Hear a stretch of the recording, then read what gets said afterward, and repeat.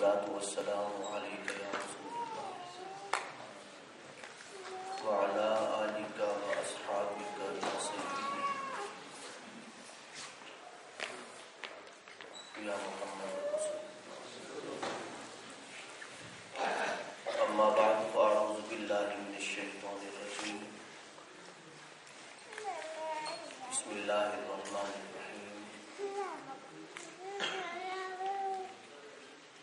قل إنما أنا بشر مثلكم يوحى إلي أنما إلهكم إله واحد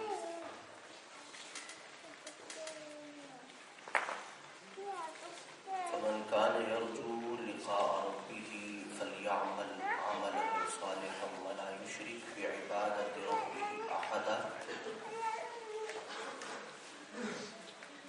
صدق الله العلي العظيم وبلغنا رسوله النبي الكريم ونحن على ذلك لمن الشاهدين والشاكرين والحمد لله رب العالمين. إن الله وملائكته يصلون على النبي يا أيها الذين آمنوا صلوا عليه وسلموا تسليما.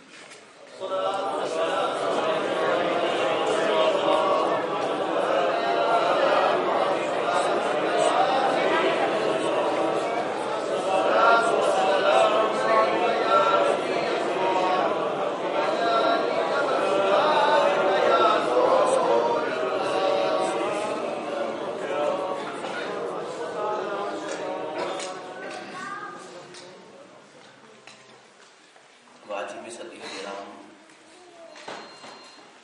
معزز مکرم محتشم حاضرین و سامعین،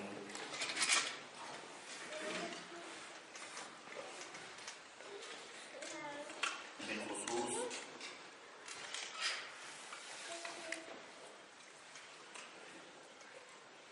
تمام وہ دوست مسلمان جو رولوں میں قیام پذیر ہیں، ان کے علاوہ تمام دوستوں کو جشن عید میلاد النبی سرور عالم صلی اللہ علیہ وسلم کی دل کی عطا گرائیوں سے ہم مبارکباد دیتے ہیں. رب کریم ان دوستوں کی محنت کو، کاوش کو، کوشش کو اپنے اور اپنے حبیب سرور عالم صلی اللہ علیہ وسلم کی بارگاہ میں قبول فرمائے.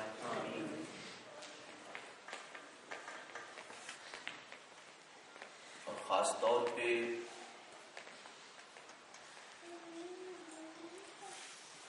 میں مشکور ہوں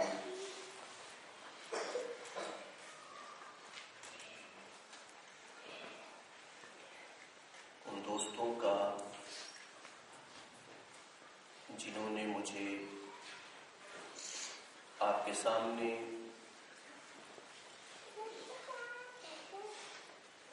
پیغمبر کریم سرور عالم صلی اللہ علیہ وآلہ وسلم کی عظمت و شان کو بیان کرنے کا موقع عطا کیا.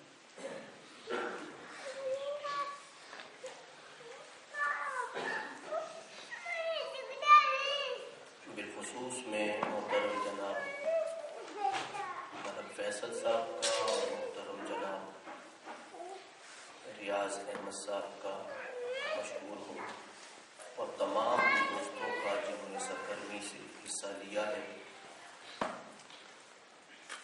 میرے دائیں بائیں جو دوست موجود ہیں، محترم جناب اعظم صاحب اور محترم حافظ عزیر صاحب، اور میری بائیں جانب محترم جناب حاجی اصغر صاحب، میں تمام دوستوں کا دل کی گہرائیوں سے شکریہ اس لیے ادا کرتا ہوں کہ میں ان لمحوں کو اپنی زندگی کے قیمتی ترین لمحے قرار دیتا ہوں. اس لیے میں سمجھتا ہوں کہ سعادت ہے کہ ہم شرکت کے لیے بلائے جاتے ہیں، اور شرکت کے لیے حاضری ہماری طاقت کی بنا پہ نہیں ہے، بلکہ شرکت ہماری بلاوے کی بنا پہ ہے۔ ہمیں پیغمبر کریم سرور عالم صلی اللہ علیہ وسلم نے اس قابل سمجھا، اس لائق سمجھا، تو ہمیں یہاں پہ اپنی بارگاہ میں بلایا۔ ہمارا یہ عقیدہ ہے اور یہی ہمارا یقین ہے، اس لیے ہماری زندگی میں یہ لمحے قیمتی ترین ہے۔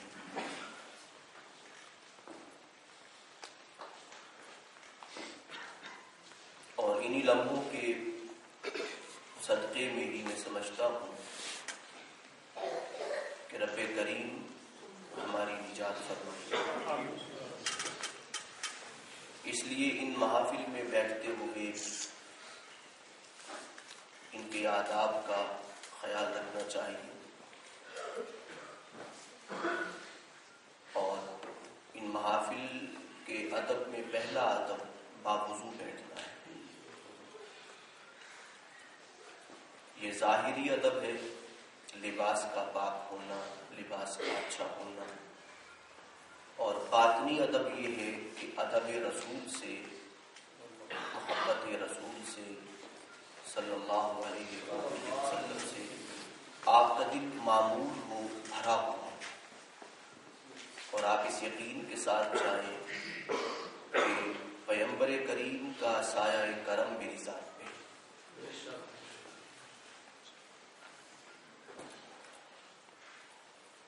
وہ جیسے کہتے ہیں کہ کون کہتا ہے کہ سایہ تیرے پیکر کا نہ تھا، میں تو کہتا ہوں جہاں بھر پہ ہے سایہ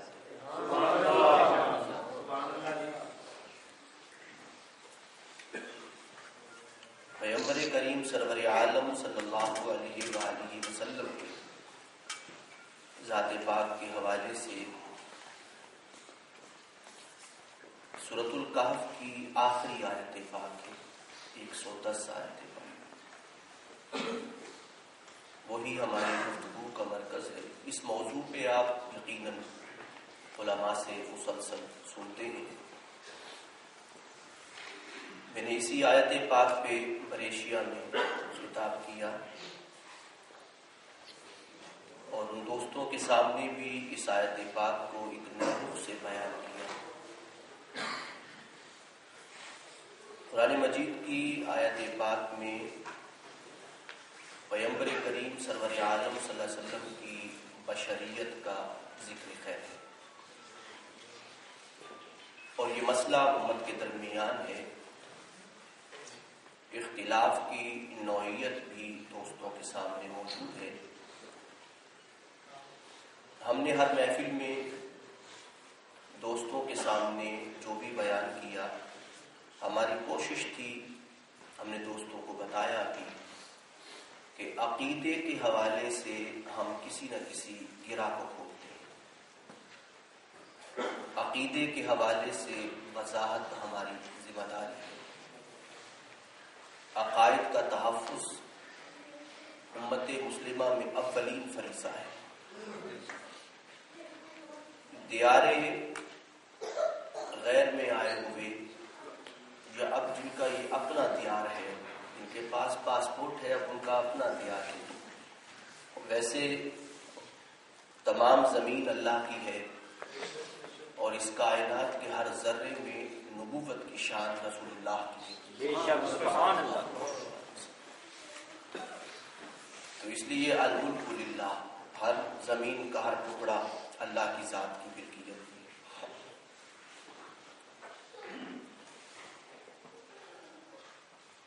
تو عقائد کی وضاحت ہماری ذمہ داری ہے۔ قرآن مجید فرماتا ہے کہ انا ہدیناہ السبیل اما شاکرا و اما کفورا، کہ ہم یقیناً انسان کو ہدایت دیتے ہیں، راستہ دکھاتے ہیں، اس کے بعد اس کی ذمہ داری ہے کہ وہ شکر گزار بندہ بنتا ہے یا ناشکر گزار ہو جاتا ہے۔ ہماری ذمہ داری ہے کہ ہم عقائد کے اعتبار سے بات کو واضح کریں، مقصود ہمارا اس سے کوئی جھگڑا نہیں ہے، بلکہ ذہن میں آئی ہوئی گرہ کو کھولنا ہے، اور ہم میں سے ہر فرد جو ہے وہ یقیناً سچائی کی تلاش میں ہے، ہم میں سے ہر فرد سچائی کی تلاش میں ہے۔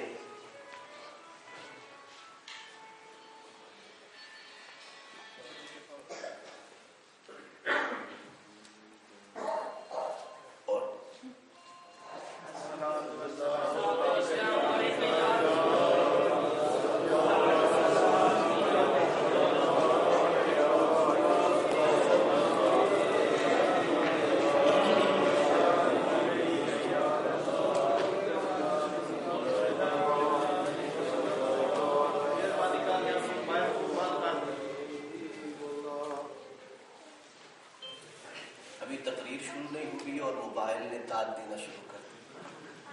موبائل سبحان اللہ کہنا شروع کر دیتی، موبائل سبحان اللہ نہ کہیں آپ کہیں، جب آپ موجود ہیں تو موبائل کا سبحان اللہ کہنا بنتا نہیں۔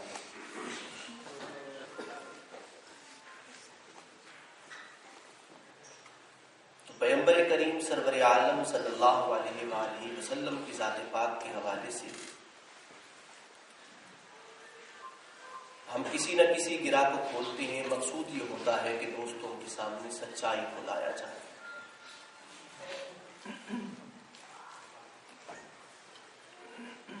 آج کی آیت پاک میں بھی ہم آپ دوستوں کے سامنے ایک بہت بڑی سچائی رکھیں گے اور سچائی کی وضاحت کی کریں گے، اگرچہ سچائی کسی وضاحت کی محتاج نہیں ہوتی، اور پیغمبر کریم کی ذات پاک کسی بھی وضاحت کی محتاج نہیں، مگر یہ وضاحت ہمارے ذہنوں کے لیے ہے، پیغمبر کریم کی ذات پاک کے لیے۔ آیت پاک کا آغاز ہوتا ہے قُلْ إِنَّمَا أَنَا بَشَرٌ مِثْلُكُمْ يُوحَىٰ إِلَيَّ أَنَّمَا إِلَٰهُكُمْ إِلَٰهٌ وَاحِدٌ۔ اے پیارے حبیب سرور عالم صلی اللہ علیہ وسلم، آپ فرما دیجئے، یہ لفظ کئی بار آتا ہے قرآن مجید میں، اور میں نے جب اسے گنا تو تقریباً 3000 سے بھی زیادہ یہ لفظ قرآن مجید میں آیا ہے۔ یعنی ہر اہم مسئلے پر قرآن مجید لفظ کل کہتا ہے۔ اصل میں لفظ کل کہنے کا مقصد یہ ہوتا ہے کہ پیار کرنے والے لوگ متوجہ ہو جائیں کہ اب ان کے پیغمبر کی بات ہونے لگی ہے۔ لفظ کل جب کہا جائے آپ فرما دیجئے تو اس کا مقصد یہ ہوتا ہے کہ جو جس سے پیار کرتا ہے اس کی بات کی جانب متوجہ ہو جاتا ہے، فوراً اس کا ذہن کنورٹ ہوتا ہے اور متوجہ ہو جاتا ہے پوری یکسوئی کے ساتھ، محبت کے ساتھ، اور یہ ذہن میں رہے کہ جس طرح کا اندر من ہوتا ہے اسی طرح کی توجہ ہوتی ہے۔ جب قرآن مجید کل فرماتا ہے، فرما دیجئے اے پیارے حبیب سرور عالم صلی اللہ علیہ وسلم، آپ فرما دیں اب دل کیسا ہے اس کا، جس طرح کا دل ہوگا توجہ بھی اسی طرح کی ہوگی۔ اب اس کا دل اگر ادب رسالت سے بھرا ہوا ہے، محبت رسالت سے بھرا ہوا ہے، الفت نبوت سے بھرا ہوا ہے، معمول ہے بالکل، نور علی نور ہے بالکل، جب اس طرح کی صورتحال ہوگی تو لفظ کل آتے ہی اس کی نگاہیں ادب سے جھک جائیں، اس لیے کہ اب میرا محبوب کچھ کہنے لگا ہے، اب میرا پیارا کچھ کہنے لگا ہے، اب میرا لجپال کچھ کہنے لگا ہے، اور اب میرا دلارا کچھ کہنے لگا ہے، سو اب مجھے بڑی توجہ سے سننا ہے بات کو، اس لیے کہ اللہ نے اس بات کو خود فرمانے کی بجائے پیغمبر کریم کی زبان اور لہجے کے سپرد کر دیا ہے، کہ اللہ نے پیغمبر کریم کی زبان پاک اور لہجے کے سپرد کیا ہے کہ امت کو اپنے لہجے میں بتائیے، کلام خدا کا ہے، لہجہ میرے نبی کا ہے، کلام خدا کا ہے، انداز میرے نبی کا ہے۔ قل، اے پیارے حبیب آپ فرما دیجئے، مراد یہ ہے کہ پیار کرنے والا ایک دفعہ جھک جائے گا، ادب سے اس کا دل معمور ہو جائے گا۔ اب وہ اگلی آیت پاک کو پیغمبر کریم کی ذات پاک کے ادب کے آئینہ میں دیکھے گا۔ لفظ قل کہنے کا مطلب یہ ہوتا ہے کہ جو فرما رہا ہے اب آپ نے اس کے فرمان پہ غور کرنا ہے، اور یقیناً وہ جو فرما رہا ہے اس سے پہلے کوئی اعتبار بھی رکھنا ہے، اعتماد بھی رکھنا ہے، یقین بھی رکھنا ہے، ایمان بھی رکھنا ہے۔ اور ایمان تو کہتا ہے کہ میری جان ہے، قرآن تو کہتا ہے کہ ایمان ہے وہ، اور ایمان یہ کہتا ہے کہ میری جان ہے وہ۔ تو قل کہنے سے پہلے آپ کے لہجے میں ایمان ہوگا، یقین ہوگا، اعتبار ہوگا، بھروسہ ہوگا، تو اس کے بعد کی آیت پاک آپ پیغمبر کریم کی نبوت و رسالت کے آئینہ میں دیکھیں گے۔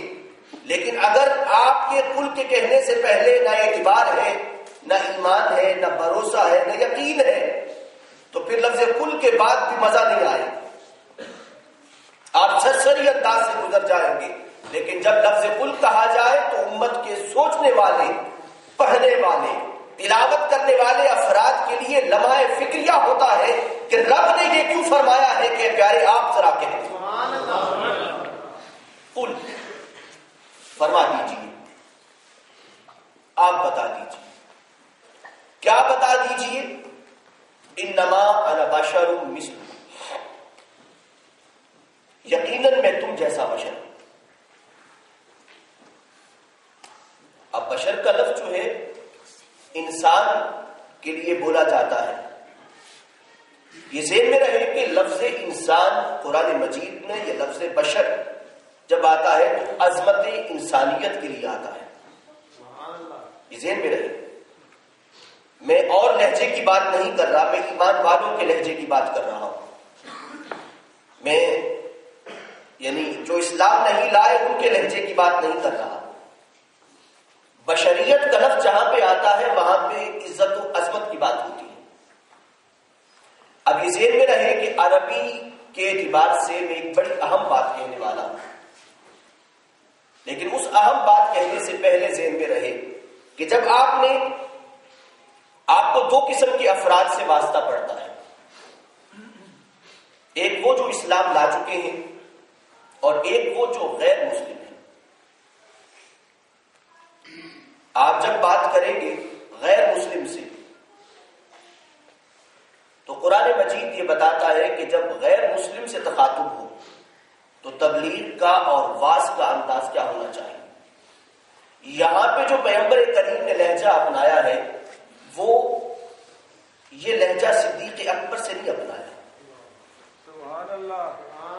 یہ لہجہ عمر فاروق سے نہیں ہے، یہ لہجہ حضرت عثمان غنی سے نہیں ہے، یہ لہجہ حضرت علی مرتضیٰ سے نہیں ہے۔ یہ میں آپ کو ٹپیکل اسلام کا جو تبلیغ کا انداز ہے وہ بتا رہا ہوں۔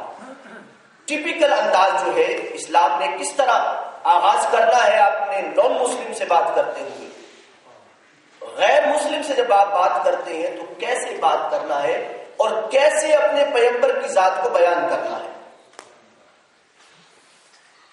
اب قرآن مجید یہ بتاتا ہے، یہ واعظ کا انداز ہے، نان مسلم کو بتانا ہے کس وقت کیسے بتانا ہے۔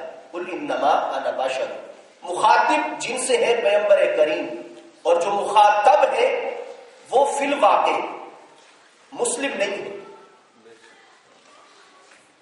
مسلم اس لیے نہیں ہے کہ سورۃ الکہف جو ہے وہ مکی ہے،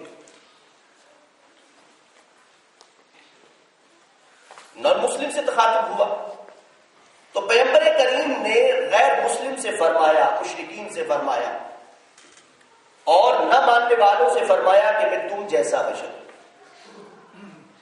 اب اس میں ایک نقطہ تو وہی ہے کہ پیغمبر کریم نے سمجھانے کے انداز میں فرمایا کہ اسلام کی بات کرنے والے مسلمان جب اسلام کی بات کسی غیر مسلم کے سامنے کرے تو انہیں بتائیں اس بات کو کہ پیغمبر کریم اس دنیا میں اسی طرح تشریف لائے ہیں کہ جس طرح ایک انسان آتا ہے، اسی طرح پل بڑھ کے جمع ہوئے ہیں جس طرح ایک انسان پل بڑھ کے جمع ہوتا ہے۔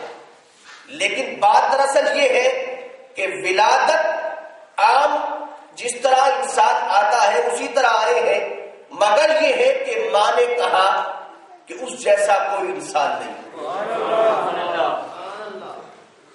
یہ بات ماں نے کہی، پھر جب بڑے ہوئے آپ تو آپ کے دادا نے کہا کہ میرے پوتے جیسا کوئی پوتا نہیں ہے۔ پھر چچا نے کہا کہ جب کوئی مشکل آتی ہے تو میں وسیلہ اپنے بھتیجے کو بناتا ہوں۔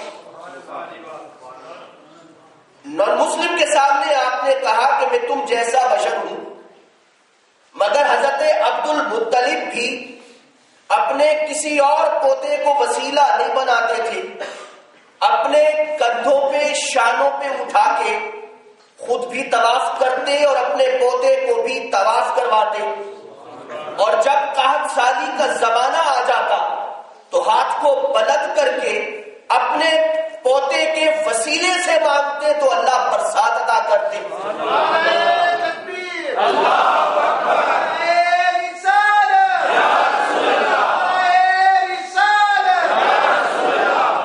سیم اسی طرح ہے، مگر یہ ہے کہ بات کو ماں بھی سمجھ رہی ہے، مقام کو ماں بھی سمجھ رہی ہے، مقام کو آس پاس کی خواتین بھی سمجھ رہی ہیں، آپ کے مقام و مرتبہ کو حضرت حوا بھی سمجھ رہی ہے کیونکہ وہ آسمان سے نیچے آتی ہے، آپ کے مقام و مرتبہ کو حضرت آسیہ بھی سمجھ رہی ہے، حضرت مریم بھی سمجھ رہی ہے، مقام و مرتبہ کو جاننے والوں نے حضرت آمنہ کو مبارکباد بھی دی آگے اور فرمایا کہ ایسا بیٹا آنے والا ہے جس جیسا بیٹا کائنات میں نہیں آیا۔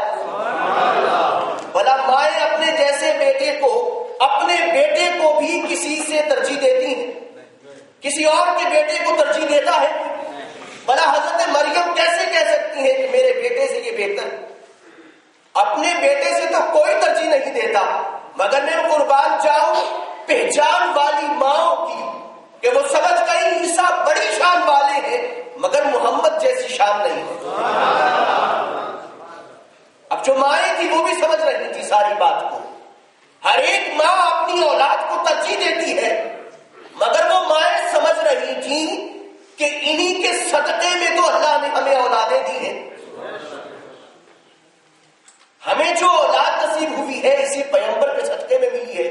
وہ پہچان والی مائیں سمجھ رہی تھی، اور پھر وہ بیٹے بھی آئے، حضرت موسیٰ کی ماں بھی آئی رضی اللہ تعالی سلام اللہ علیہ اجمعین، ان کی ماں بھی آئی، ان کی والدہ بھی تشریف لائی، حالانکہ حضرت موسیٰ بھی کلیم اللہ تھے اور کلیم اللہ کی شان بھی اپنی ہے۔ ماں نے یہ نہیں کہا کہ بھئی میرا بیٹا کلیم اللہ ہے، اپنے بیٹے کو بھول گئی، مائیں اپنے بیٹے کو بھولتی ہیں، اور وہ بھی وہ شان والے، عظمتوں والے، برکتوں والے، قرآن نے ان کی عظمتوں کو بیان بھی کیا ہو، تو ماں کلیم اللہ کو بھول گئی مگر حبیب اللہ کو یاد رکھا۔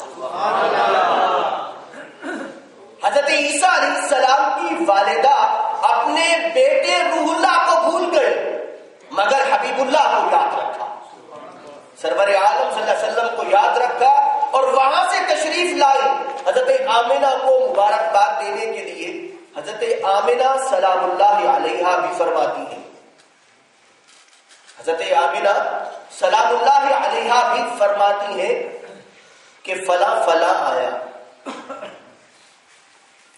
فلاں فلاں آیا، یہ بھی تو حضرت آمنہ کی پہچان تھی۔ یا ہسٹری کی کوئی کتاب لے کے بیٹھی ہوئی تھی؟ ہسٹری کی کوئی کتاب حضرت آمنہ نہیں لے کے بیٹھی ہوئی تھی کہ ہسٹری پڑھتی جائے اور پہچانتی جائے، ہر ایک نے آ کے اپنا تعارف کروایا اور آپ نے انہیں پہچانا، اور پھر محمد مصطفیٰ کی ماں نہ پہچانے تو پھر کون پہچانے، وہ نہ پہچانے تو پھر کون نہ پہچانے۔ حضرت ابراہیم خلیل اللہ بھی آئے, حضرت اسماعیل ذبیح اللہ بھی آئے, اور انہوں نے آ کے بھی اپنے فرزند کی مبارکباد دی. میں یہ کہنا چاہتا ہوں کہ کوئی شک نہیں ہے کہ نان مسلم کے سامنے آپ نے یہ لفظ کہنا ہے, مگر پہچان والے, ایمان والے جب بات کریں گے تو اس لہجے سے کریں گے, اور کہیں گے کہ جب ابھی آپ بچپن کے عالم میں تھے اور اپنے چچا کے ساتھ سفر پہ گئے, اور درخت کے نیچے آرام فرما تھے, تو دھوپ آنے لگی تو درخت بھی جھک گئے, دھوپ آنے لگی تو درخت بھی جھک گیا. اور پہچاننے والا جو حضرت عیسیٰ روح اللہ کو پہچانتا تھا, اس نے کہا کہ اس درخت کے نیچے تو صرف محمد رسول اللہ آ سکتے, وہ بھی پہچان گیا. پہچان رکھنے والے پہچان کا سفر روکتے نہیں ہیں, اور ویسے بھی ایمان کا سفر رکتا نہیں, پہچان کا سفر رکتا نہیں ہے. آپ شباب میں آئے, جوانی میں آئے, بیداغ جوانی رہی, بیداغ شباب رہا, بیداغ جوانی کے ساتھ زندگی گزاری. آج کا دشمن بھی چاہے پورے قرآن کو کھنگال لے, پورے حدیث پاک کے مجموعہ کو کھنگال لے, پوری ہسٹری کو کھنگال لے, انگشت اوپر کر کے بات نہیں کر سکتا.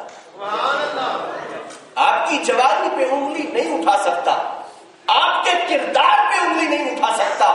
اور جب آپ نے اعلان نبوت فرمایا تو پھر سب سے پہلے آپ کی گھر والی نے گواہی دی, آپ کی گھر والی نے گواہی دی. تو مقصود یہ ہے کہ پہچاننے والوں نے انداز اور رکھا, مگر جب آپ غیر مسلم سے تخاطب کیا تو آپ نے فرمایا انما انا بشر مثلکم, میری شان جدا ہے, مگر میں تمہیں بات سمجھانا چاہتا ہوں, میرے قریب تو آؤ, میرے قریب تو آؤ, میں تمہیں بات سمجھانا چاہتا ہوں, بات بچانا چاہتا ہوں, بات کی وضاحت کرنا چاہتا ہوں. ورنہ حضرت آمنہ سے لے کر نہیں, حضرت آدم سے لے کر حضرت روح اللہ تک, حضرت آدم سے لے کر آج تک ایمان والے لوگ پیغمبر کریم کی عظمت کو پہچانتے ہیں. کون نہیں پہچانتا, کون نہیں جانتا آپ کی سچائی کو, آپ کی شان عظمت کو. جب آپ نے فرمایا تو سمجھ جائیے, ہمیں تو اصل میں بتانا یہ تھا کہ تم نے اپنے غیر مسلم سے جو امت دعوت ہے, امت اجابت میں جب پیغام دینا ہے امت دعوت کو, تو اس طرح پیغام دینا ہے تاکہ ان کے ذہن میں سوالیہ نشان پڑ جائے کہ جو قرآن کہے کہ پیغمبر کریم خود فرما رہے ہیں کہ میں تم جیسا ہوں, وہ ہم جیسا ہو کے بھی اتنی شان و باز, ایک سوال پیدا ہو جائے ذہنوں میں, اور نان مسلم پیغمبر کریم کی سیرت کو پڑھنے پر مجبور ہو جائے. فرمایا تو اس لیے گیا تھا, یہ کوئی نقص نہیں تھا, یہ کوئی عیب کی بات نہ تھی, یہ کوئی کمی کی بات نہ تھی, یہ کوئی اس طرح کی بات نہیں تھی کہ جس میں کوئی نقص نکلتا تھا. فی الواقع کی سمجھانے کا ایک انداز تھا. لیکن دوسرا معنی میں کرتا ہوں جو قرآن مجید کی اس آیت پاک کا ہے, اور وہ بڑا خوبصورت ہے, وہ ایمان والوں کے لیے. یعنی تفسیر کے اعتبار سے اس کے دو حصے ہیں. ایک ہے نان مسلم کو بات جب سمجھانا ہے, پیغمبر کریم سرور عالم صلی اللہ علیہ وسلم نے جب نان مسلم کے سامنے بات فرمائی تو آپ نے یہ لہجہ اختیار کیا. تو جب آپ نان مسلم کے سامنے بات کریں تو اپنے پیغمبر کریم کی عظمت کو اس طرح بیان کریں اور یہ بتائیں کہ یہ سوسائٹی کہ جس میں انسان بچپن سے لے کر جوانی تک وقت گزارے اور جوانی سے لے کر اپنی وفات تک وقت گزارے, اس کی ذات پہ کوئی الزام نہ ہو, وہ عدل کا پیکر ہو, انصاف کا پیکر ہو, وہ اپنی زندگی میں مشکلات برداشت کر کے چلے. اس طرح کی چیزوں کو جب سامنے بیان کریں گے تو نان مسلم کا ذہن اسلام کی جانب آئے گا.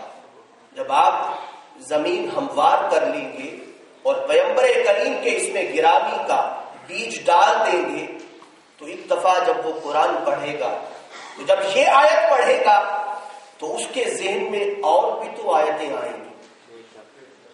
نان مسلم جب قرآن پڑھے گا تو پڑھتے ہوئے صرف ایک آیت یہ تو نہیں آئے گی نا, پھر اور بھی آیت تو آئے گی. اور وہ آیت کیا آئے گی؟ قد جاءکم من اللہ نور, تمہارے پاس نور آ گیا. یہ آیت بھی تو نان مسلم کے سامنے آئے گی. نان مسلم کے سامنے یہ بھی آیت آئے گی وَالنَّجْمِ إِذَا هَوَىٰ. قسم ہے چمکتے ہوئے ستارے کی کہ جب وہ آسمان سے زمین پہ تشریف لائے.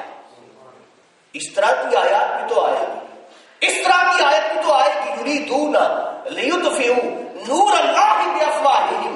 وہ چاہتے ہیں، کوشش کرتے ہیں کہ اللہ کے نور کو بجھا دیں. یہ آیت بھی تو نان مسلم کے سامنے آئے گی واللہ متم نورہ ولو کرہ الکافرون. کہ اللہ یہ چاہتا ہے کہ اپنے نور کو مکمل فرما دے. یہ آیتیں بھی تو آئے گی. ایک آیت صرف اس لیے سامنے رکھی گئی تاکہ نان مسلم اسے پڑھے تو صحیح، سنے تو صحیح. اور کتنے غیر مسلم آپ کی جانب بڑھے. آپ نے ان کے سامنے قرآن مجید کی تلاوت کی، وہ واپس جا کے انہوں نے کہا کہ محمد صلی اللہ علیہ وسلم جو پیغام دیتے ہیں تم جو کہتے ہو وہ اس طرح نہیں ہے. وہ اس طرح نہیں ہے. جو کلام وہ پڑھتے ہیں وہ تو ایسے لگتا ہے کہ کفر کے اندھیرے کو چیر کے نور علی نور کر دیتے. سبحان اللہ. نور علی نور کر دینے والا کلام پڑھتے ہیں. اس لیے غیر مسلم کے سامنے جب آپ بیان کریں تو قرآن مجید کی اس آیت پاک کو یا اس لہجے کے ساتھ پیغمبر کریم کے کریکٹر کو بیان کریں.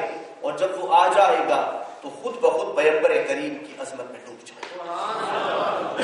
مقصود یہ تھا اس آیت پاک کا.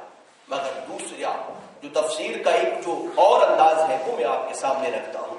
قل انما انا بشر مثلکم. قرآن مجید میں انبیاء کو بشیر کہا گیا، نذیر کہا گیا. بہت سے دوست تشریف فرما ہوں گے بشیر اور نذیر بھی ہوں گے.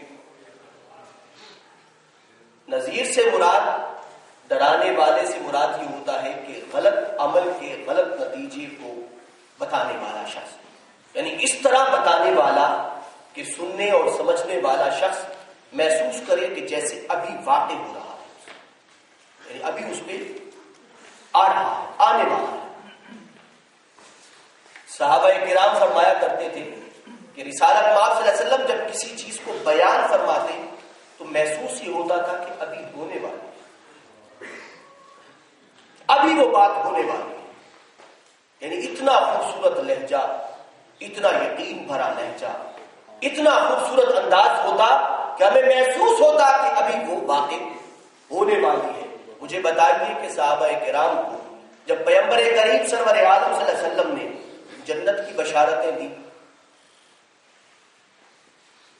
تو صحابہ کرام نے کوئی ثبوت مانگا؟ سبحان اللہ.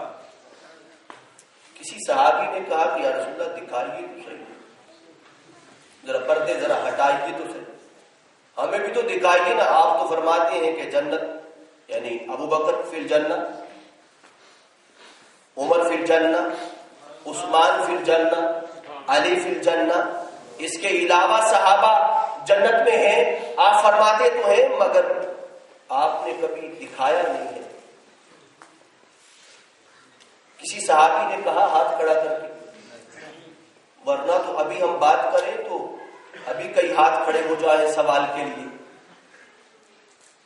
صحابہ نے نہیں کہا، صحابہ نے نہیں کہا، مگر کفار نے پیغمبر کریم کی بات کو سننے کے بعد بھی انکار، جنت کا بھی انکار کیا اور جہنم کا بھی، اپنے مرنے کے بعد اٹھنے کا بھی انکار کیا. کسی صحابی نے یہ کہا کہ یا رسول اللہ جنت کی آپ بشارت تو دے رہے ہیں مگر دکھائیے تو صحیح. میں تو سمجھتا ہوں کہ پیغمبر کریم جب لفظ فرماتے تھے انہی لفظوں میں ہی صحابہ کو جنت نظر آتی تھی. وہ لفظ ہی اس طرح کے ہوتے تھے، یقین ادھر بھی ہوتا تھا اور یقین ادھر بھی ہوتا تھا. ادھر لفظ نکلتے تھے اور ادھر صحابہ مدینے میں بیٹھے بیٹھے جنت میں پہنچاتے تھے. میرا یہ یقین ہے، میرا یہ ایمان ہے. اس لیے تو صحابہ کرام عرض کیا کرتے تھے یا رسول اللہ جنت میں ہمیں آپ کا ساتھ نصیب ہوگا کہ نہیں ہوگا. بے چین رہا کرتے تھے، مضطرب رہتے تھے. اب آپ دیکھیے کہ بشارت دی گئی اور سارے صحابہ کو دی گئی، اور سارے صحابہ کے بارے میں فرمایا گیا۔ قرآن مجید جب یہ کہتا ہے، بشیر کا لفظ جب کہتا ہے، قرآن مجید بشیر کا لفظ کیا معنی ہے؟ بشارت دینے والا۔ بشیر کا لفظ جو بنا ہے، میں اسے کمپلیکیٹڈ نہیں کروں گا، آسان سی بات کروں گا۔ بشیر کا لفظ جو بنا ہے وہ بے، شین اور رے سے، با شین رو، بے شین رے، 3 حروف سے بنا ہے۔ بشیر کا مطلب ہے بشارت دینے والا، اور بشر کا مطلب ہوگا بشارت، اگر اسے مصدر کریں، انفینیٹیو کریں۔ لیکن ایک بات ذہن میں رکھیں کہ جب بشیر کا لفظ بولا جائے، یا ہم کہتے ہیں کہ وہ بہت عادل ہے، عدل کرنے والا ہے، انصاف کرنے والا ہے، جب ہم یہ لفظ بولتے ہیں، عادل کا مطلب ہوتا ہے انصاف کرنے والا۔ لیکن جب ہم یہ چاہتے ہیں کہ کسی کی ذات میں یہ بتایا جائے کہ وہ سر کے بالوں سے لے کر پاؤں کے ناخن تک ایسا ہے، تو عربی گرامر میں یہ لہجہ اختیار کیا جاتا ہے کہ بھی اگر کہا جائے کہ فلاں دوست عدل کرنے والا ہے، جب یہ کہا جائے کہ عادل کا لفظ بولا جائے گا۔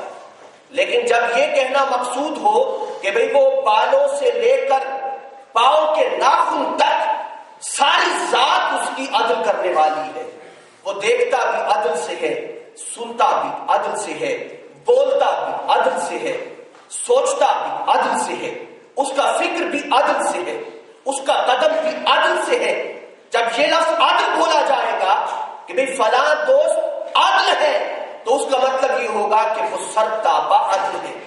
جب قرآن مجید نے جب یہ فرمایا، یہ ہے امت مسلمہ کے لیے بات کر رہا ہوں کہ آپ نے فرمایا انما انا بشر، کہ باقی بشیر ہیں، بشارت دینے والے ہیں، مگر جب میرے پیغمبر آئے تو ان کی آنکھ بھی بشارت دینے والی تھی، ان کی سماعت بھی بشارت دینے والی تھی، ان کی بصارت بھی بشارت دینے والی تھی، ان کی بصیرت بھی بشارت دینے والی تھی، ان کی زبان پاک بھی بشارت دینے والی تھی، ان کی سوچ بھی بشارت دینے والی تھی، ان کا ہاتھ بھی بشارتوں سے بھرا ہوا تھا، اور ان کا قدم بھی بشارتوں سے بھرا ہوا تھا۔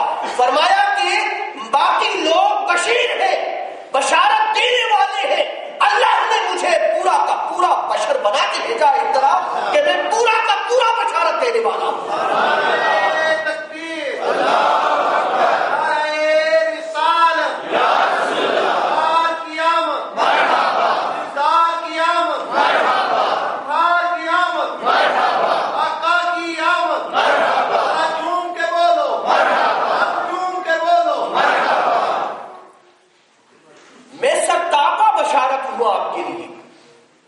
اس لیے تو لوگ منہ مبارک کو بھی سنبھالے پھرتے ہیں، اس لیے اس محفل میں مجمع ہی پڑ جاتا ہے جس محفل میں منہ مبارک کو لایا جائے، اور جب آپ اس پہ درود پڑھتے ہیں تو وہ جھوم جھوم کے بتاتا ہے کہ میں کس کا منہ مبارک ہوں۔ سرتاپا بشارت ہے، آپ کا منہ مبارک کی بشارت ہے۔ اس لیے تو حضرت عمر بن عبدالعزیز بھی کہتے ہیں، ان کے بارے میں بھی ہے، حضرت امیر معاویہ رضی اللہ تعالی عنہ کے بارے میں بھی ہے کہ جب آپ وفات پانے لگے تو آپ نے فرمایا پیغمبر کریم، ویسے تو پڑھنے کے لیے قرآن بھی موجود ہے، ہم اس بات کے قائل ہیں، حدیث پاک بھی موجود ہے، ہم اس بات کے قائل ہیں، مگر میں بتانا چاہتا ہوں کہ کس طرح سرتاپا بشارت ہے، آپ کس طرح سرتاپا بشارت ہے۔ حضرت امیر معاویہ نے وفات پاتے ہوئے فرمایا کہ یہ ناخن ہے میرے پیغمبر کی، میں نے انہیں سنبھال کے رکھا ہوا ہے، جب میں مر جاؤں تو میری آنکھوں پہ، قبر میں یہ میری آنکھوں پہ رکھ دینا، اور میرا یقین ہے کہ اللہ ان ناخنوں کے صدقے میں میری بخشش فرما۔ حضرت خالد بن ولید کے بارے میں ہے کہ جنگ کی حالت میں آپ سپہ سالار تھے، کمانڈ کر رہے تھے آپ، اور اس حالت میں آپ اپنی کیب کو ڈھونڈ رہے تھے، دوستوں نے کہا کہ جنگ کا موقع ہے، شہادتوں کا مقام ہے، بے دریغ شہادتیں ہو رہی ہیں اور آپ اپنی کیب تلاش کر رہے ہیں۔ جنگ کی حالت میں تو کیب کیا تلاش کرنی ہوتی ہے، تلوار تلاش کرنی ہوتی ہے، اور مجمع اگر ہو تو انسان تو جوتے بھول جاتا ہے، اپنی ویسٹ کوٹ بھول جاتا ہے، اپنی دستاریں بھول جاتا ہے۔ حضرت خالد بن ولید نے کہا میں ٹوپی نہیں تلاش کر رہا، فی الواقع میری اس کیب میں منہ مبارک ہے، میں نے وہ سلوا کے رکھا ہوا تھا کہ جو سر پہ رکھنے کو مل جائے نالے پاک حضور، تو پھر کہیں گے کہ تاجدار ہم بھی ہیں۔ مقصد یہ ہے کہ سر تابہ بشارت ہے، آپ کے ناخن مبارک بھی بشارت ہے۔ صحابہ کرام رضوان اللہ تعالی علیہ اجمعین آپ کے منہ مبارک پانی میں بھگو کے دیا کرتے تھے، آپ کے لباس پاک کو بھی لوگ اپنی آنکھوں سے لگایا کرتے تھے۔ اگر حضرت یوسف کی قمیص اگر اپنے بابا کی بصارت کو واپس لا سکتا ہے، پیغمبر کریم کی قمیص کا عالم کیا ہوگا؟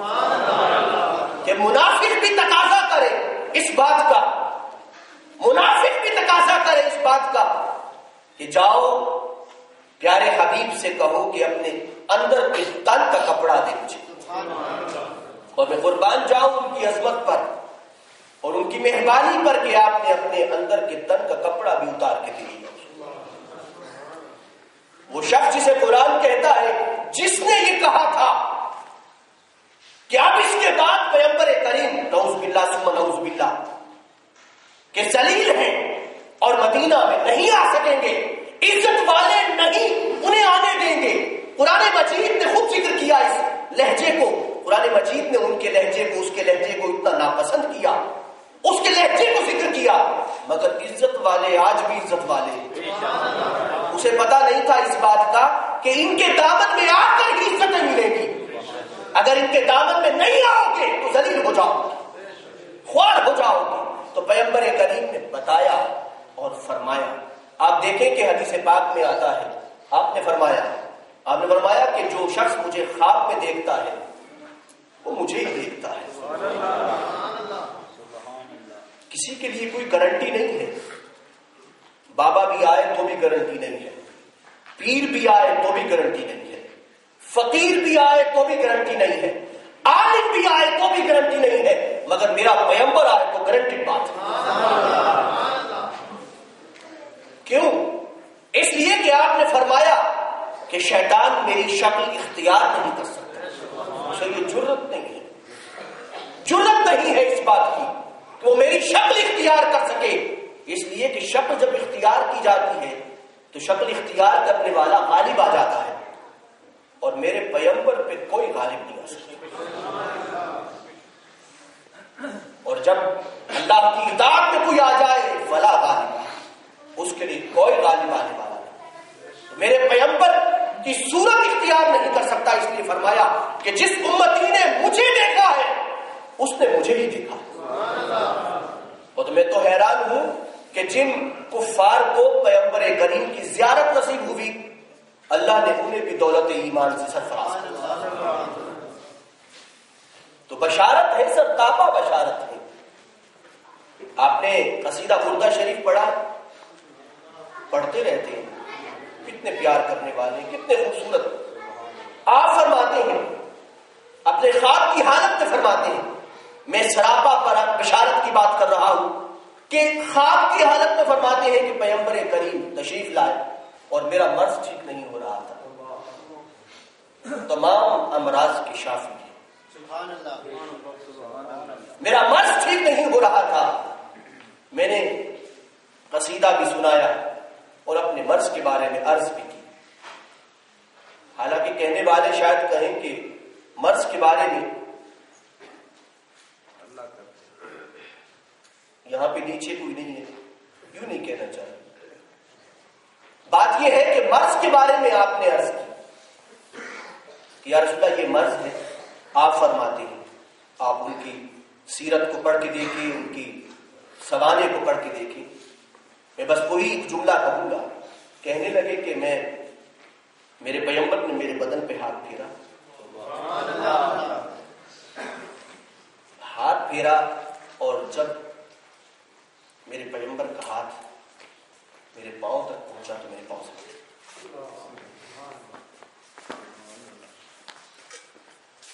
ادب و احترام کی بنا پہ ہاتھ پھرتا گیا، شفا ہوتی گئی، مگر پیغمبر کا ہاتھ جب میرے قدموں تک پہنچا، میرے پاؤں تک پہنچا، تو میرے ایمان کی غیرت نے گوارا نہ کیا۔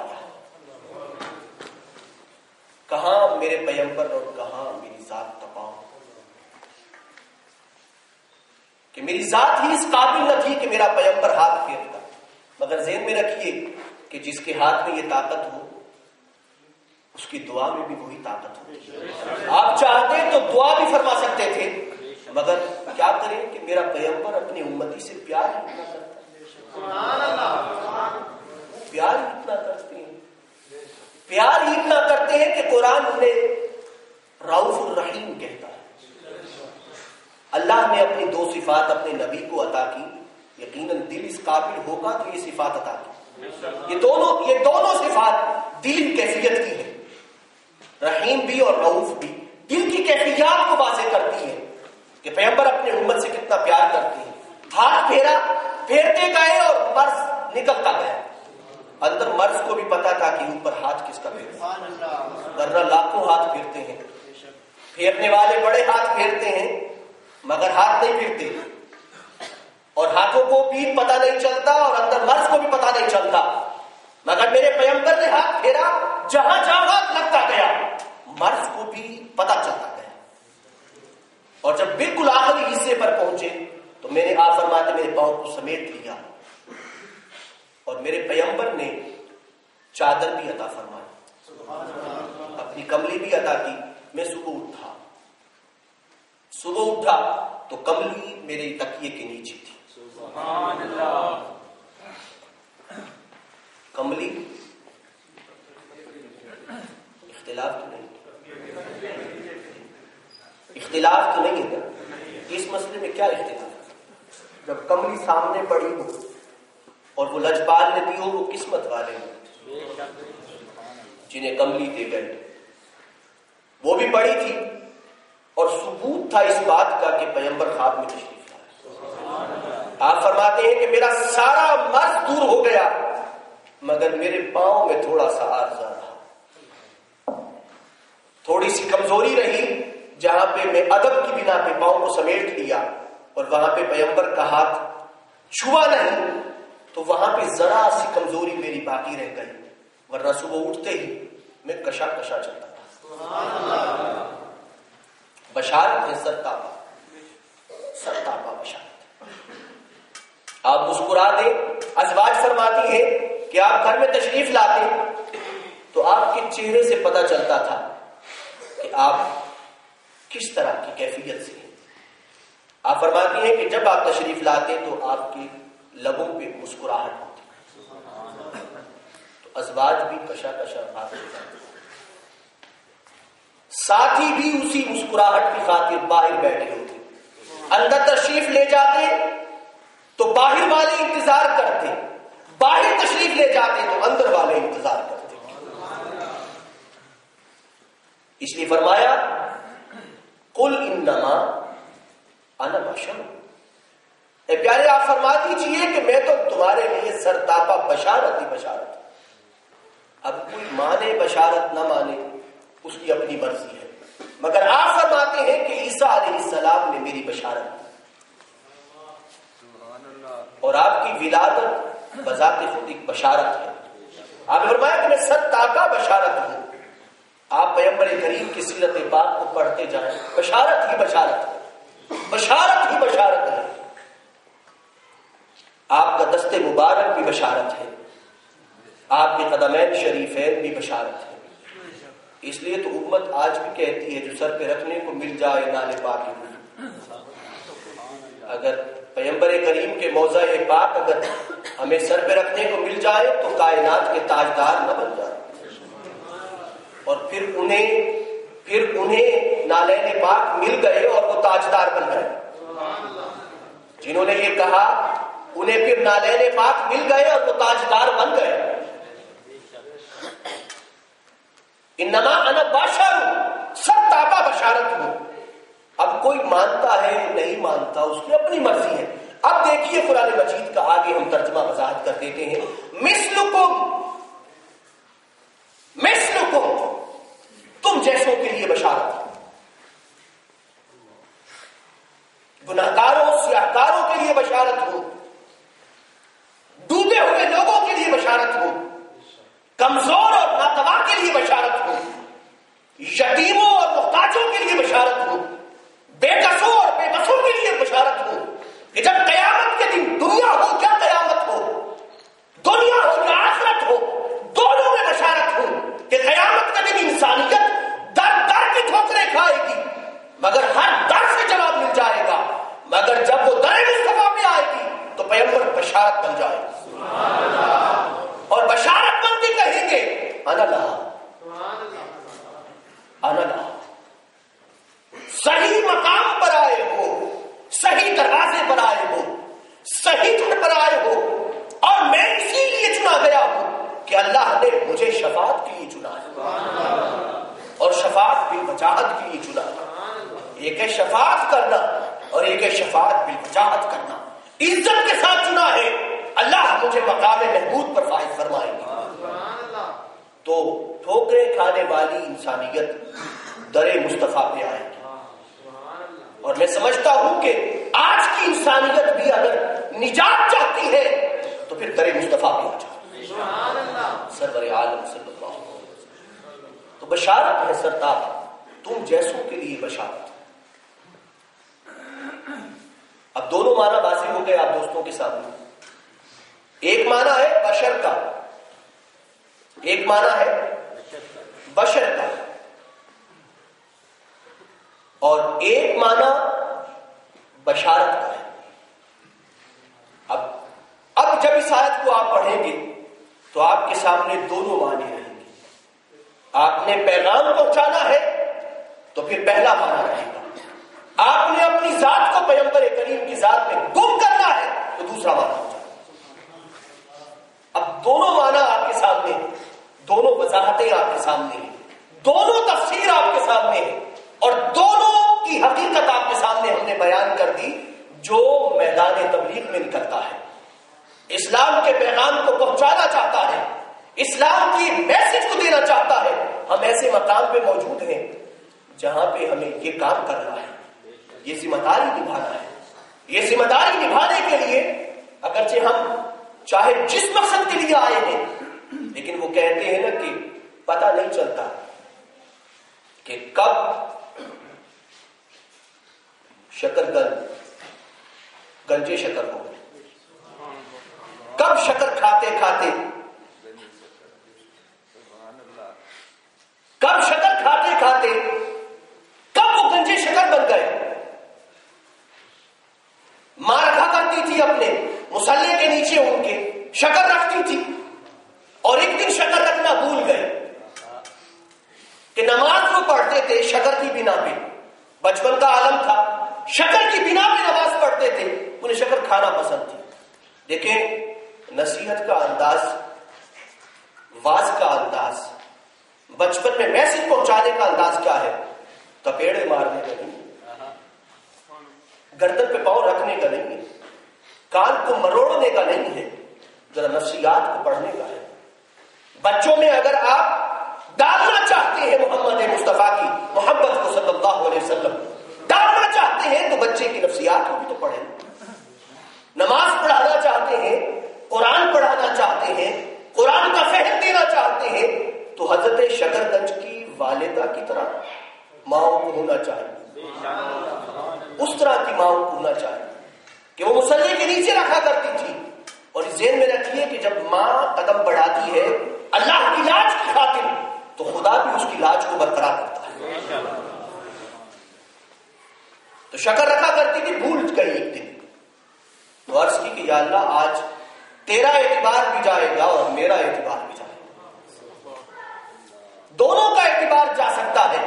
اگر آج مصلی کے نیچے شکر نہ ہوئی تو آپ واپس آئیں، فاصلہ زیادہ تھا، آتے آتے انہوں نے نماز پڑھ لی اور فرمایا آپ کی والدہ نے بیٹا شکر کہنے کہ آج بھی شکر موجود تھی،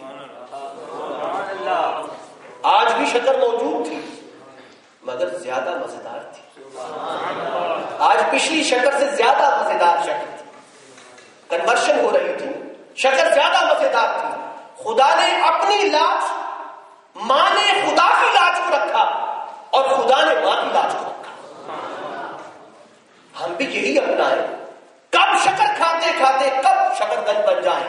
ہم بھی آئے جس مقصد کی خاطر ہے، ٹھیک ہے، مگر ذہن میں رکھیے کہ شکر بھی کھائیے، شکر گن بھی بن جائے۔ قدم بڑھائیے اسلام کے پیغام کی خاطر اور پیغمبر کی ذات کو پیش کیجیے تاکہ آپ بھی شکر سے شکر گن بن جائیں۔ اسی راہ پہ تو چل سکتے ہیں، ان لوگوں کا راستہ تو اپنا سکتے ہیں، ان جیسی منزل تو اپنا سکتے ہیں، ان جیسا مقصد تو اپنا سکتے ہیں۔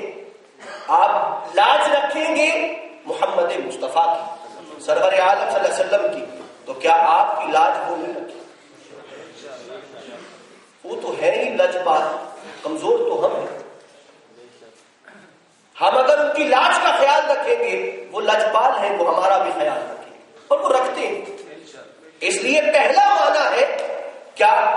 بشر، پیغمبر کریم کی ذات پاک کو عالم انسانیت کے سامنے کیسے پیش کرنا ہے، یہ ہے پہلا معنی۔ دوسرا معنی یہ ہے کہ جس میں آپ نے اپنے دل کی کروٹوں میں محبتوں کو لانا ہے اور پیغمبر کریم کی ذات میں گم ہو جانا ہے۔ لیکن ذہن میں رکھیے کہ یہ بات صاحب ظرف کی ہوتی ہے اور پیغمبر کریم کی ذات کو صاحب ظرف ہی پہچانتے ہیں۔ ذہن میں رکھیے گا بات کو، پھر دہراتا ہوں اس بات کو، کیا کہ پیغمبر کریم کی ذات کو جب کوئی عزت آپ کی بجا لاتا ہے، ادب بجا لاتا ہے، وہ یہ بتا رہا ہوتا ہے کہ میرا ظرف کتنا ہے۔ آپ نے دیکھا ہے کہ جب گھڑے میں ہم بالکل خالی ہو، جب بالکل خالی ہو جائے، بالکل خالی ہو تو پانی جب ڈالتے ہیں تو آواز اور ہوتی ہے، مگر جب وہ بھر جائے تو پانی بھرتے جائے تھوڑا تھوڑا تو آواز، جیسے جیسے گھڑا بھرتا جاتا ہے آواز بدلتی، شور کم سے کم تر ہوتا جاتا ہے۔ کیا ہوتا ہے؟ گھڑے کو جب بھرتے ہیں تھک تو نہیں گئے؟ میں نہیں تھکا،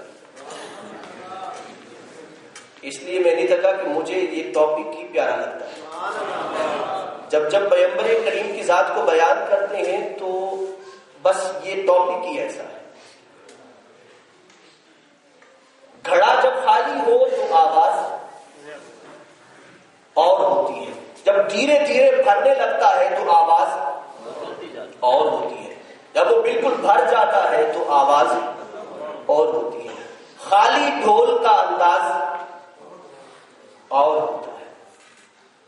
خالی ڈھول جب بجتا ہے، بجتا بڑے شور سے ہے، اور رکھتے بھی اسے اندر سے خالی اس لیے تاکہ زیادہ شور مچائے۔ اندر سے خالی کیوں رکھتے ہیں ڈھول کو؟ شور مچائے، زیادہ سے زیادہ شور مچائے۔ ٹھیک ہے جی، زیادہ شور مچانے کے لیے ڈھول کو لایا جاتا ہے، اور جتنا وہ اندر سے خالی ہوگا اس لیے کہتے ہیں کہ بھئی ڈھول کا بول رکھو۔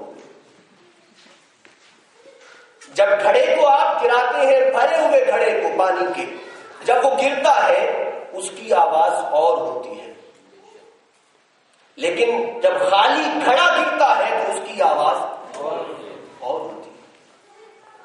پیغمبر کریم صلی اللہ علیہ وسلم کی محبت جب دل میں بھرتی ہے، جب بھر جائے ادب اور رسالت انسان کے داخل اور ظرف میں، تو انداز اور ہوتا ہے۔ جب اندر سے خالی ہو جائے، بالکل خالی ہو جائے، تو اس کا انداز اور ہوتا ہے۔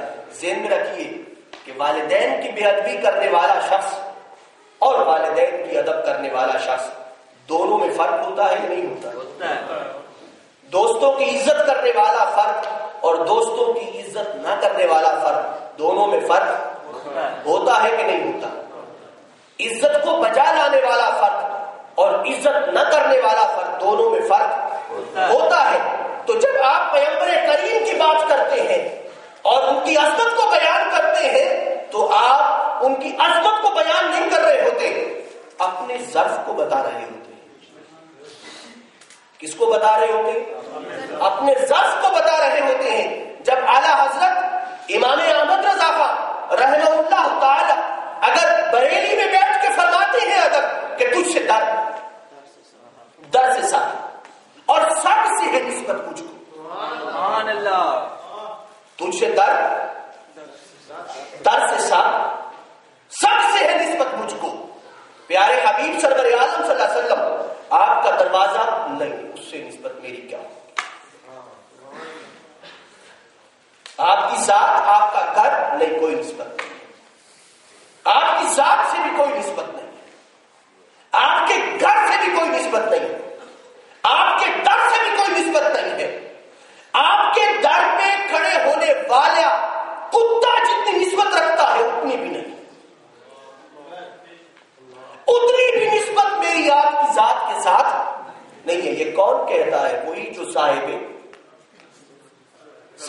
ظرف ہوتا ہے، وہی کہتا ہے کہ تجھ سے در سے سب سے ہے نسبت مجھ کو۔ میری نسبت آپ کے در پہ آنے والے کتے سے ہے، اور میری گردن میں بھی ہے دور کا ڈور آتے ہیں۔ صاحب ظرف لوگ کہتے ہیں، صاحب ظرف ہے وہ کہتے ہیں۔ اسی لیے تو حضرت جامی فرماتے ہیں یا رسول اللہ صلی اللہ علیہ وسلم آپ کے دور پاک میں ہوتا،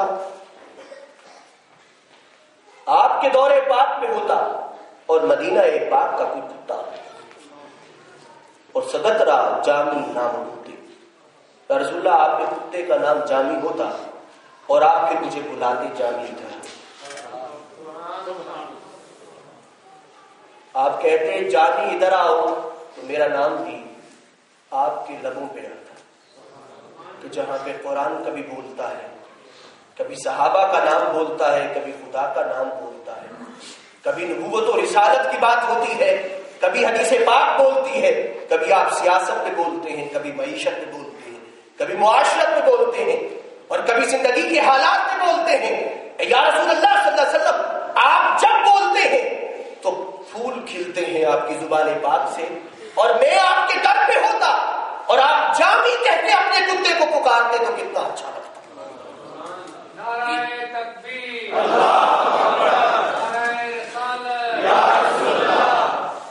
اسی لیے تو پیغمبر کریم نے فرمایا کہ جامی کو نہ آنے، جامی کو میرے بارگاہ میں نہ آنے دو، دستور سے ہٹ کے مجھے گلے لگانا ہوگا۔ میری بارگاہ میں جامی کو نہ آنے دو۔ دنیا کا قانون یہ نہیں ہے کہ انسان مزار میں سے باہر آ جائے اور باہر آ کے کسی کو سینے سے لگائے، مگر جامی کا عشق اس بات کا تقاضا کرتا ہے کہ محمد مصطفیٰ سرور عالم صلی اللہ علیہ وآلہ وسلم اپنے مزار پاک سے باہر آئے اور جامی کو اپنے سینے سے لگائے۔ اتنا تڑپ رہا ہے وہ میری یاد میں، اتنا بے قرار ہے وہ بے چین ہے میری محبت میں، کہ میرا من یہ چاہتا ہے کہ مزار سے باہر آ کے اسے سینے سے لگاؤ۔ جب تک وہ میرے سینے سے نہیں لگے گا اسے قرار نہیں آئے گا۔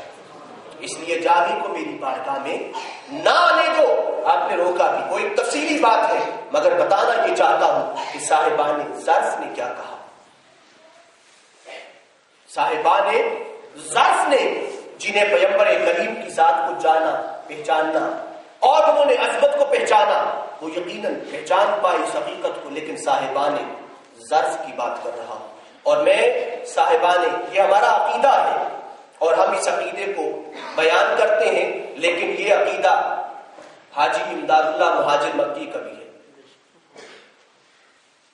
میں سمجھتا ہوں کہ یہ جو بات ہے یہ اتحاد امت کے لیے بہت اچھی ہے۔ آپ اشعار سنتے جائیں، میں نے اس لیے کھولا ہے اسے کہ تاکہ باحوالہ بات ہو جائے، ورنہ باقی جو میں نے گفتگو کی ہے وہ بھی باحوالہ کی ہے، قرآن مجید کے حوالے سے اور تفاسیر کے حوالے سے کی ہے، لیکن میں حاجی امداد اللہ مہاجر مکی یہ اختلاف سے پہلے کے ہیں، اور اہل دیوبند دوستوں کے مرشد بھی ہیں، پیر بھی ہیں.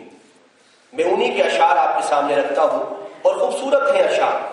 اور فیصلہ ہفت مسئلہ انہوں نے امت کے درمیان اختلاف کو ختم کرنے کے لیے فیصلہ ہفت مسئلہ لکھا، اور وہ بہت خوبصورت ہے. آپ دوستوں کو موقع ملے تو اسے ضرور پڑھیے، مگر اس کو تشریحات کے ساتھ نہ پڑھیے، سادہ زبان میں پڑھیے. آگے دیکھیے، میں ان کی بات کرتا ہوں. اچھا ہوں یا برا ہوں، غرض جو کچھ ہوں سو ہوں، پر ہوں تمہارا، تم میرے مختار یا رسول. انہوں نے آپ کو مختار مانا ہے، صاحب اختیار مانا ہے. اور اگر کوئی شخص یہ کہتا ہے کہ جس کا نام محمد اور علی ہو اس کے پاس کوئی اختیار نہیں ہے، تو میرا خیال ہے کہ وہ حاجی امداد اللہ مہاجر مکی کے عقیدے پر نہیں ہے. تم نے بھی گردلی خبر اس حال زار کی، اب جائے کہاں بتاؤ یہ ناچار یا رسول. آگے سنیے. دونوں جہاں میں مجھ کو وسیلہ ہے آپ کا. اب کوئی کہے کہ پیغمبر وسیلہ نہیں ہے تو میرا خیال ہے مناسب نہیں. دونوں جہاں میں مجھ کو وسیلہ ہے آپ کا، کیا غم ہے؟ کوئی غم نہیں ہے. وسیلہ اگر آپ ہوں تو پھر کوئی غم نہیں. یہ ان کا عقیدہ ہے، جن کے مرید ہیں، یہ مرشد پاک ہیں. کیا غم ہے گرچہ ہوں میں بہت خوار یا رسول. کیا ڈر ہے اس کو لشکر عصیان و جرم سے، تم سا شفیع ہو جس کا، تم سا شفیع ہو جس کا مددگار یا رسول. مدد کا عقیدہ اگر شرک ہے تو میرا خیال ہے یہ لفظ کہنا مناسب نہیں ہے، کیونکہ اس کی زد بڑوں پر پڑتی ہے. شفیع آسیاں ہو تم، وسیلہ بے کساں ہو تمہیں چھوڑ اب کہاں جاؤں گا رسول اللہ صلی اللہ علیہ وسلم. جہاز امت کا حق نے کر دیا ہے آپ کے ہاتھوں، یعنی پورا جہاز امت کا، پوری کشتی امت کی آپ کے حوالے کر دیا. جہاز امت کا حق نے کر دیا ہے آپ کے ہاتھوں. اسی لیے تو ہم کہتے ہیں کہ پیغمبر کی نظر ہر امتی پر ہے. اس لیے تو ہمارا عقیدہ ہے حدیث پاک کی روشنی میں کہ پیغمبر کریم کی بارگاہ میں ہر شام امت کے نامہ اعمال کو پیش کیا جاتا ہے، اور پیغمبر کریم نیکی کرنے والے اپنی امت کے لیے دعا فرماتے ہیں اور گناہگاروں کے لیے شفاعت فرمانے کی کوشش فرماتے ہیں، ان کے لیے بھی دعا فرماتے ہیں. بس اب چاہو ڈباؤ یا تراؤ یا رسول. انہارے فیوزات ہیں عالم میں جہاں تک ہے اصل مگر سب کی وہی جوئے مدینہ. پھر ایک آدھ شعر کہتا ہوں. بے وسیلوں کا وسیلہ ہے وہی. کیا لفظ ہے؟ بے وسیلوں کا وسیلہ ہے وہی، بلکہ ساروں کا وسیلہ ہے وہی. دیکھیے اوپر والا ہے گزار معرفت ہے، کلیات امدادیہ ہے، اور یہ جو شعر میں نے پڑھا ہے یہ مثنوی تحفۃ العشاق ہے. آگے دیکھیے کہ دارالعلوم کے بانی مولانا قاسم نانوتوی کا عقیدہ دیکھیے. فلک میں عیسیٰ و ادریس ہیں تو خیر صحیح، زمین پہ جلوہ نما ہے محمد مختار. سنا کر اس کی اگر حق سے کچھ لیا جائے، تعریف کرو اس ذات پاک کی اگر تم اللہ سے کچھ لینا چاہتے ہو. سنا کر اس کی اگر حق سے کچھ لیا چاہے تو اس سے کہے، تو اس سے کہے. کس سے کہے جی؟ آپ کیوں ڈرے ہوئے؟ آپ کو ڈرنا تو نہیں چاہیے. عقیدے کی وضاحت کر رہا ہوں، اس میں کون سے ڈر ہے؟ تو اس سے کہے. کس سے کہے؟ نبی کریم رؤوف الرحیم صلی اللہ علیہ وسلم. تو اس سے کہے اگر اللہ سے ہے کچھ درکار، اگر اللہ سے کچھ لینا چاہتے ہو تو اس سے کہو. اور یقیناً یہ شعر ولو انہم اذ ظلموا انفسہم جاؤ کی تفسیر ہے. کہ جب اپنی ذات پہ ظلم کر بیٹھو تو پیغمبر کریم کی بارگاہ میں آؤ، جب ان کی نظر کرم پڑ جائے کہ اللہ تمہارے گناہوں کو معاف فرما دے. یہی تو عقیدہ ہے قرآن مجید کا، یہی عقیدہ ہے. خدا تیرا تو جہاں کا ہے واجب الاطاعت، خدا تیرا تو جہاں کا ہے واجب الاطاعت، نہیں ہے قاسم بے کس کا کوئی حامی کار. قاسم کا تو کوئی مددگار ہی نہیں ہے سوائے آپ کی. شرک تو نہیں ہوا؟ شرک نہیں ہے. یہی تو ہم کہتے ہیں کہ شرک نہیں ہے. صاحبان ظرف کی بات کر رہا ہوں، وہ چاہے کسی مکتبہ فکر سے تعلق رکھتے ہیں، صاحبان ظرف ہیں اگر تو پیغمبر کی عظمت کے سامنے سر کو جھکا دیں. وہی عقیدہ ہے یہ جو 1400 سال سے چل رہا ہے امت کا، یہی عقیدہ. صاحبان ظرف اگر بیان کرتے ہیں، آج کا کوئی ڈھول اگر بات کرتا ہے تو ہم اس کی بات نہیں مانیں گے. ہم صاحبان ظرف کی بات کریں گے، ہم ڈھول کی بات نہیں مانیں گے. اس لیے کہ ڈھول کا پول کھل جائے تو کچھ نہیں ہوتا. کائنات کی سب سے بڑی سچائی ہے محمد مصطفیٰ سرور عالم صلی اللہ علیہ وسلم. تو یہ ان کے مکتبہ فکر کو ماننے والے لوگوں کو خیال رکھنا چاہیے. اس کا اگلا شعر ہے، جو تو ہی ہم کو نہ پوچھے تو کون پوچھے گا. کتنا پیارا مثال ہے، کتنا پیارا ہے. پیارا ہے کہ نہیں ہے؟ جو تو ہی ہم کو نہ پوچھے تو کون پوچھے گا، بنے گا کون ہمارا تیرے سوا غمخوار.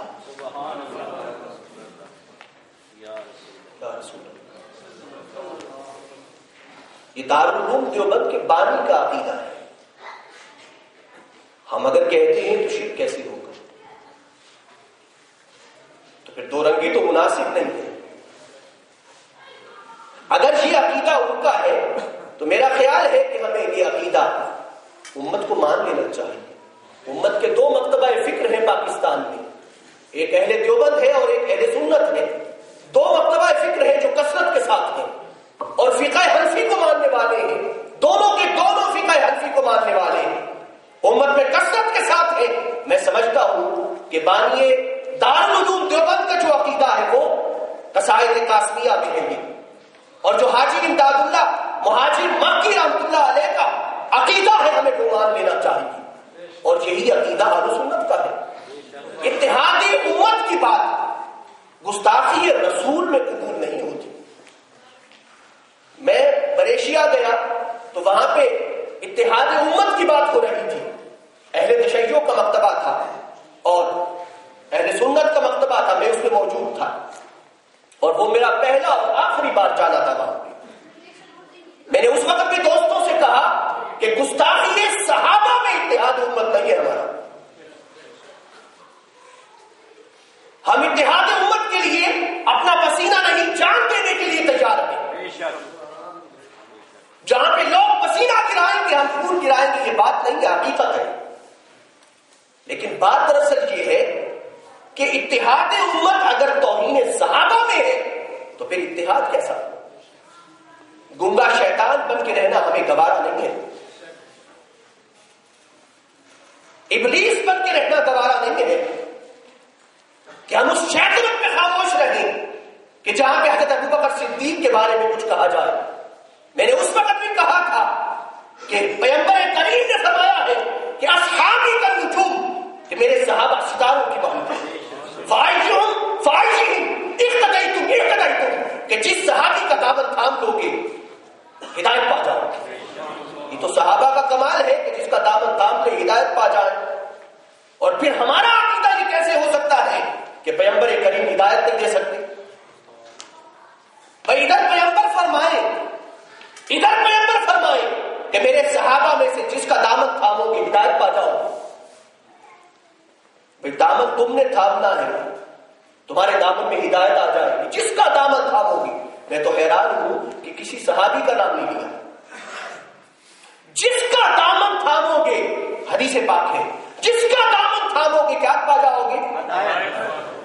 اور اگر ہمارا یہ عقیدہ ہو کہ کہ پیغمبر کریم بھی ہدایت نہیں دے سکتے، کتنا کنٹراسٹ ہو جائے گا، متضاد بات ہو جائے گی۔ بھئی صحابہ ہدایت دے سکتے ہیں جس کا بھی دامن تھامے، حالانکہ صحابہ تو ایسے بھی تھے کہ جو کچھ عرصہ پہلے ایمان لائے تھے، تھوڑے دن پہلے ایمان لائے تھے۔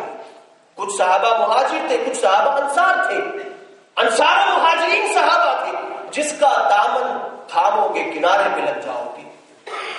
لیکن اگر کوئی کہے کہ پیغمبر کریم کا دامن تھامو گے مگر ہدایت کی گارنٹی نہیں ہے، تو یہ بات درست نہیں ہے، یہ بات درست۔ اس لیے ہم عرض کرتے ہیں کہ اتحاد امت ادب صحابہ کے اندر ہے۔ میں وہاں پہ ایک بار گیا، دوسری بار نہیں گیا، اس لیے کہ اس طرح کے اتحاد امت کا ہمیں کوئی شوق نہیں کہ ہم ایمان کو غارت کر دیں اور امت کا اتحاد کر دیں۔ کس بات پہ اتحاد کریں گے؟ اتحاد ہم نے قرآن پہ کرنا ہے، اسلام پہ کرنا ہے، یا گستاخی پہ کرنا ہے، یا بے غیرت بن کے رہنا ہے؟ اگر پیغمبر کریم سرور عالم صلی اللہ علیہ وسلم کی ذات پاک کے حوالے سے ادب رسالت میں وہی عقیدہ جو حاجی امداد اللہ مہاجر مکی کا ہے، آپ اشعار دوبارہ پڑھیے، کئی بار پڑھیے، جو بھی تفسیر کرے پیغمبر کریم کے بارے میں اہل سنت کا عقیدہ واضح ہو جاتا ہے۔ ہم یہی کہتے آ رہے ہیں، یہی کہتے رہیں گے، اور میرا یقین ہے کہ اسی پہ موت آئے گی، اسی پہ موت آئے گی کہ ہم عظمت رسول کو بیان کرتے اور گن گاتے گاتے مر جائیں گے۔ اور یقین ہے میرا کہ جب اس طرح مریں گے، اس طرح اگر مریں گے تو قبر کے اندھیرے پھر روشن ہوں گے۔ اس لیے روشن ہوں گے کہ ہمارے ایمان کے بنا پہ نہیں، وہاں پہ ایک ذات کی تشریف لانے کی بنا پہ۔ وہ فرمائیں گے کہ گن گاتے رہے ہو، گن گاتے رہے ہو، جس کے گن گاتے رہے ہو وہ لجباب تھا، وہ خیال رکھنے والا تھا، سو تم محتاج ہو گئے، مجبور ہو گئے، قبر میں آ کے بے بس ہو گئے، لاچار ہو گئے، تو پھر غمخوار تو صرف محمد مصطفیٰ صلی اللہ علیہ وسلم۔ یہ علماء کا متفقہ عقیدہ ہے۔ ہمیں چاہیے کہ ہم اہل دیوبند ہیں وہ اس کو بار بار پڑھیں، اہل سنت بھی اسے بار بار پڑھیں، اور پیغمبر کریم کی ذات کو بحث کا مرکز نہ بنائیں۔ دونوں کے دونوں اپنی نگاہوں کو پیغمبر کریم کی بارگاہ میں جھکا کے رکھیں۔ ہم دوبارہ آیت پاک کا ترجمہ کر دیتے ہیں۔ اے پیارے حبیب، ذرا جھوم کے کہہ دیں، بس ترجمہ ہی کرنا ہے، پیچھے والے بھی کہیں، آگے والے کہہ رہے، پیچھے والے، آپ آگے والے کو چپ ہو جائیں، مثلا ملک صاحب تک، حنیف صاحب تک چپ ہو جائیں، آگے وہ دوست تشریف فرما ہے، کیونکہ میں نے دیکھا حنیف صاحب کی آواز، ملک صاحب کی آواز اور دوستوں کی آواز اونچی آ رہی ہے۔ آگے ناصر صاحب تشریف فرما ہے، وہ بھی چپ رہے، آگے جو دوست موجود ہیں وہ خاموش، پیچھے والے بولو، مل کے کہیں آپ۔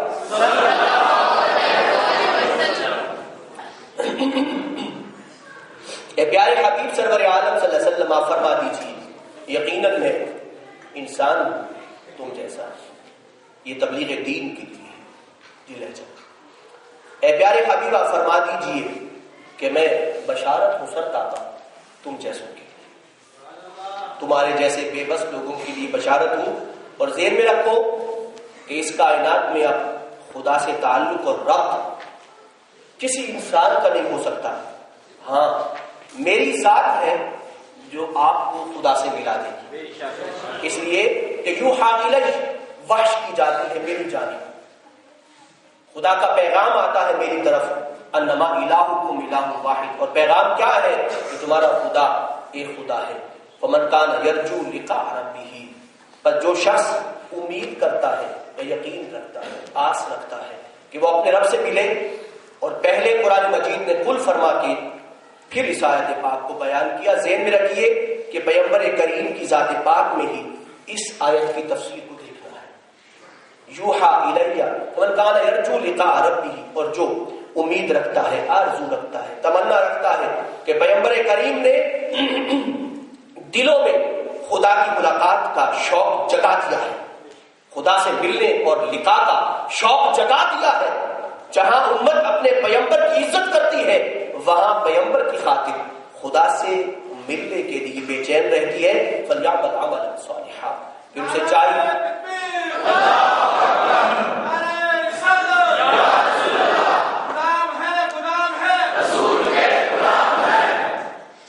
چاہیے کہ وہ اچھے عمل اپنائے۔ اچھے عمل کا معیار کیا ہے؟ میرے پیغمبر نے بتا دیا کہ صلو کما رأیتمونی اصلی، کہ لوگوں نماز پڑھو، میری زبان تو بولتی ہے، کہتی ہے، فرماتی ہے، وضاحت کرتی ہے، مگر عبادت کا سلیقہ یہ ہے کہ مجھے دیکھتے جاؤ، تمہیں سمجھ آ جائے گا کہ خدا کی عبادت کیسے کرنی ہے۔ جو میں کرتا جاؤں وہ کرتے جاؤ، فلیعمل عملا صالحا، بس چاہیے کہ عمل صالح کرے، ولا یشرک بعبادت ربہ احدا، اور اپنے رب کی عبادت کے ساتھ کسی کو شریک نہ کرے۔ آیت پاک پیغمبر کریم کی عظمت سے شروع ہوتی ہے اور خدا کی عبادت پہ آ کے ختم ہو جاتی ہے۔ آپ نے دیکھا کتنا خوبصورت ربط ہے کہ رسالت سے شے شروع ہوتی ہے، کہاں سے؟ رسالت سے شروع ہوتی ہے اور بات وحدت پہ ختم ہوتی ہے۔ آیت کا لہجہ تو یہی ہے نا، میں ایسی کوئی بات تو نہیں کہہ رہا، قل سے آغاز ہوتا ہے اور احدا پہ ختم ہوتا ہے، یعنی رسالت سے بات شروع ہوتی ہے اور وحدت سے۔ اللہ کو یہی ترتیب پسند ہے، اس لیے قل هو اللہ احد ہے، قل اعوذ برب الفلق ہے، اس لیے قل اعوذ برب الناس ہے، اس لیے قل یا ایھا الکافرون ہے۔ اس لیے یہ الفاظ آئے ہیں کہ بات رسالت سے شروع کرو اور وحدت پہ ختم کرو۔ سمجھانے کا انداز، کسی کو بات سمجھانی ہے تو بات کو وحدت سے شروع نہ کرو، رسالت سے شروع کرو۔ بات میری دوستوں پہ واضح ہو گئی ہے، بات کہاں سے شروع کرو؟ رسالت سے شروع کرو اور وحدت پہ ختم کرو۔ ترتیب بدل نہ دو، وحدت کو پہلے نہ لاؤ پھر رسالت کو نہ لاؤ، ترتیب نہ بدلو۔ ترتیب مکی صورتوں میں یہ ہے کہ پہلے رسالت ہے پھر۔ ایک دفعہ یہ جملہ آپ بول دیں، بات پہلے کیا ہے؟ ایک ہاتھ کھڑا کر کے، دو ہاتھ کھڑے کر کے وحدت۔ آغاز کہاں سے ہے؟ رسالت سے، اور اختتام کہاں پہ ہے؟ وحدت پہ۔ اس لیے رسالت و وحدت کی ترتیب کو ملحوظ خاطر رکھیں۔ یہ ان لوگوں کے لیے ہے جو اللہ کے پیغام کو دنیا تک پہنچانا چاہتے ہیں۔ اللہ عمل کی توفیق عطا فرمائے۔